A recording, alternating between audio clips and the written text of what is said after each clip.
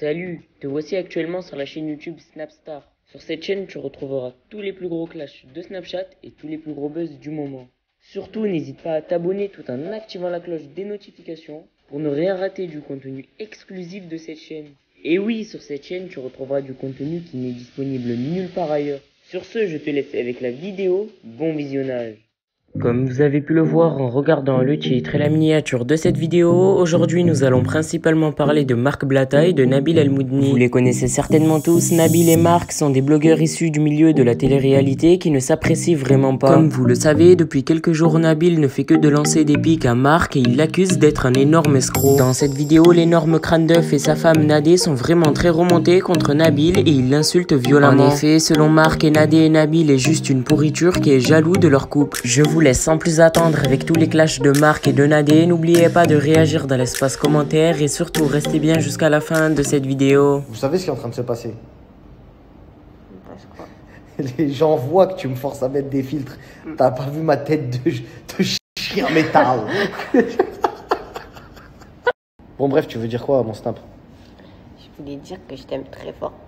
Ah t'as vu, c'est bon, il a réussi à dissocier nos têtes. Toi t'as le filtre, moi j'ai pas le filtre. Ça? C'est bon, ouais. Moi j'ai acheté ça. Tu m'as acheté combien toi? T'avais Acheté... pas un rond quand je t'ai serré, poto. Pardon? Je t'ai acheté un euro symbolique au Hlel. Attends. Tu veux pas dire aux gens que je t'ai acheté C'était quoi ma dot? Wallah, c'était un euro symbolique. Dis pas Wallah, c'était pas un euro Je t'ai acheté une symbolique. bague Cartier. Je t'ai acheté une alliance Cartier, ouais, c'est vrai. C'était ça la dot du mariage. Est-ce que vous, j'aimerais bien savoir, vous êtes genre... Parce que la dot, c'est une vraie question. C'est vrai que la dot, c'est une vraie question. Est-ce que toi, t'es pour genre les gens qui font une liste pour leur dot? La vérité. Non, parce que pour moi, c'est le début d'une... On va faire un petit débat. Vas-y, débat sur les histoires de dot. Vas-y. Alors, le débat, c'est les dots. Déjà, pour commencer, c'est vrai qu'il faut se mettre dans la situation du papa, parce que nous, on est parents maintenant. Et c'est vrai que quand tu as une fille, etc., tu n'as pas envie de la donner à n'importe qui.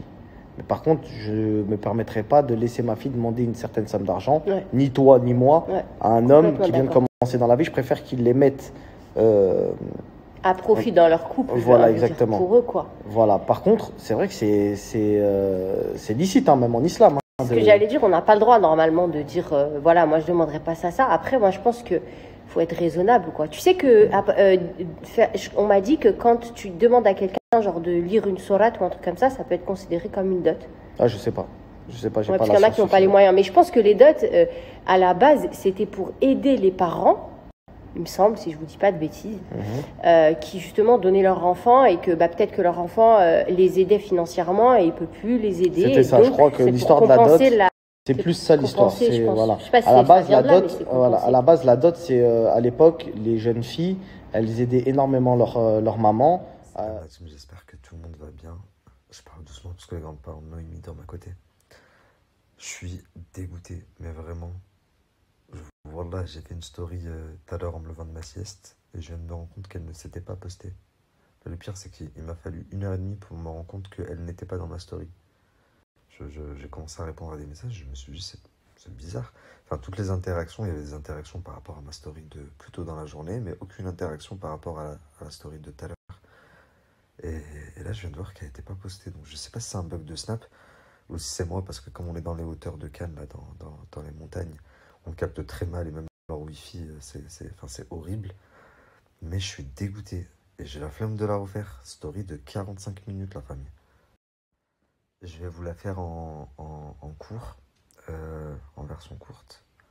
J'ai reçu beaucoup de messages après mon passage à Marineland, de personnes qui me disaient « Nabil, pas toi, tu peux pas faire ça, tu peux pas faire l'apologie de ce genre d'endroit, faire la publicité, etc. » Et plutôt que faire l'aveugle comme tout le monde fait, et me dire que ça allait passer d'ici 2-3 jours, ou de faire une story aujourd'hui, passer du coq à l'âne, je me suis dit que j'allais quand même réagir, parce que si j'ai reçu autant de messages, je les ai pas tous repostés, j'ai capturé les premiers, si j'ai reçu autant de messages de personnes qui pensaient pareil, je me dis que je me dois de réagir. Et en général, quand je reçois des messages de la team Nobliflix qui me disent c'est bien ce que tu fais, c'est good, je les reposte. Mais quand je reçois des messages de la team Nobliflix qui me disent c'est pas cool, je les reposte aussi. Donc Ce que je voulais vous dire, déjà, je voulais sincèrement m'excuser si j'ai pu offenser, offusquer des personnes qui ont vu la story d'hier. Je vais vous expliquer notre état d'esprit. Donc, on vient très souvent à Cannes, vous le voyez. Je crois que cet été, on a fait beaucoup d'allers-retours entre Cannes, chez nous et tout. Enfin, on aime beaucoup venir passer quelques jours ici. Et il y a un mois de ça, à peu près, je crois qu'on était en Italie ou en Grèce. Je sais plus, c'était en Italie ou en Grèce qu'on a vu la vidéo. En Grèce. Ouais, donc c'était un peu plus d'un mois. En Grèce, on est tombé sur une vidéo sur YouTube. D'ailleurs, je voulais reposter hier en mettant le lien en swipe up. Donc non, j'ai pas fait la publicité de Marineland puisque j'ai mis une vidéo en swipe up par la suite d'un soigneur d'orques qui a travaillé là-bas et, euh, et qui fait une vidéo de là-bas en plus. Donc il en faisait pas l'apologie, mais pourtant il était là-bas aussi et où il dénonçait un petit peu ce qui se passait. Donc en fait, dans quel état d'esprit nous on était quand on a vu cette vidéo il y a quelques mois. On a vu par la suite, là tout récemment, ça a coupé, je disais, et on a vu par la suite, là tout récemment, des influenceurs qu'on connaît, des influenceurs qu'on suit, venir à Marineland et snapper en mode ouais, c'est trop bien, etc. Donc nous, vu qu'on est souvent à Cannes, on savait pas quoi faire hier et on s'est dit on va laisser faire notre propre idée. Maintenant, je peux comprendre que ça a été mal interprété, que beaucoup de gens l'aient mal pris, mais c'était pas le but. Et je comprends que, enfin, je suis quelqu'un qui sait se remettre en question et je comprends que quand on a de l'influence, et il y a beaucoup de choses qui peuvent être mal interprétées. Là, en l'occurrence, je comprends tout à fait. J'étais là à snapper des spectacles d'animaux qui sont pas dans leur lieu d'habitat naturel, mais enfin, sur le coup, on n'a vraiment pas vu le mal. Après, on est jeune, on fait des erreurs. Il y a des degrés d'erreur. Hein. J'ai pas parlé de mon anatomie sur Snap non plus. Mais le but, en tout cas, n'était vraiment pas de promouvoir ou de faire la pub à Marineland. Le but était simplement qu'on se fasse notre propre opinion et on était là dans un but de découverte. Voilà.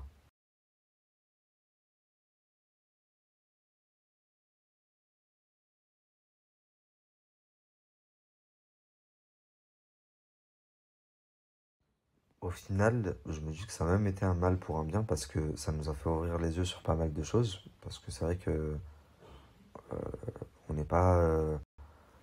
Je dis pas on est insensible à la cause animale, mais on est plus sensible à d'autres choses comme enfin, des choses qui nous tiennent plus à cœur. Et du coup, on n'avait pas les yeux ouverts, enfin, ou l'esprit ouvert là-dessus. C'est vrai que on va plus s'impliquer dans des causes comme les enfants malades, les orphelinats, etc. Et là, grâce à ça, ben, vous avez été très nombreux à nous envoyer des documentaires, Blackfish, etc. Donc ce serait vous mentir que de vous dire que j'ai déjà regardé le documentaire.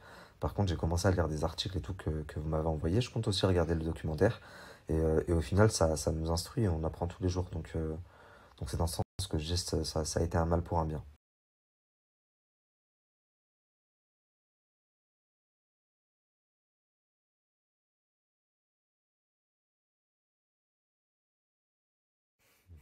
Ce message, il m'a fait beaucoup rire. J'ai annoncé hier, j'en ai parlé probablement aussi tout à l'heure, un projet qui est en train de se concrétiser sur lequel j'avais beaucoup bossé. Et il va débarquer en peignoir. Bah franchement, ça pourrait être un concept. Genre, il y a même un compte sur... Bah la tête de moi, Tu l'as vu le compte sur Twitter qui s'appelle Le Peignoir de Nabilflix? Non. La tête de moi. Il y en a même un qui s'appelle Le Dentiste de Nabilflix. Enfin bref. Qu'est-ce que je voulais vous dire? Non, c'est pas un projet en peignoir. Au contraire, je pense que c'est un nouveau concept. Enfin, vous allez me découvrir dans un nouveau cadre beaucoup plus professionnel. On a vraiment fait en sorte de se creuser la tête pour vous divertir au mieux et trouver quelque chose qui sortait un petit peu du lot, qu'il n'y avait pas encore en version digitale. Et j'espère que vous allez kiffer autant que nous, on a kiffé à vous le préparer. Donc voilà.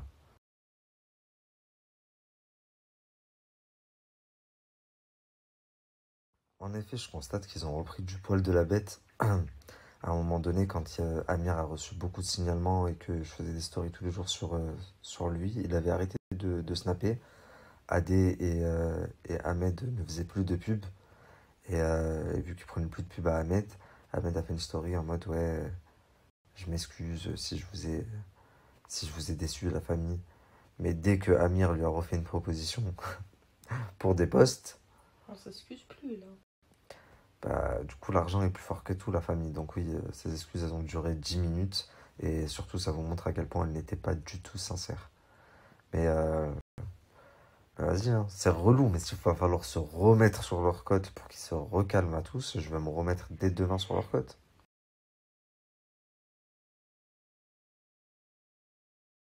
Merci à toi d'avoir visionné cette vidéo et surtout n'hésite pas à liker la vidéo et à nous donner ton avis dans l'espace commentaire. Sur ce, on se retrouve dans une prochaine vidéo.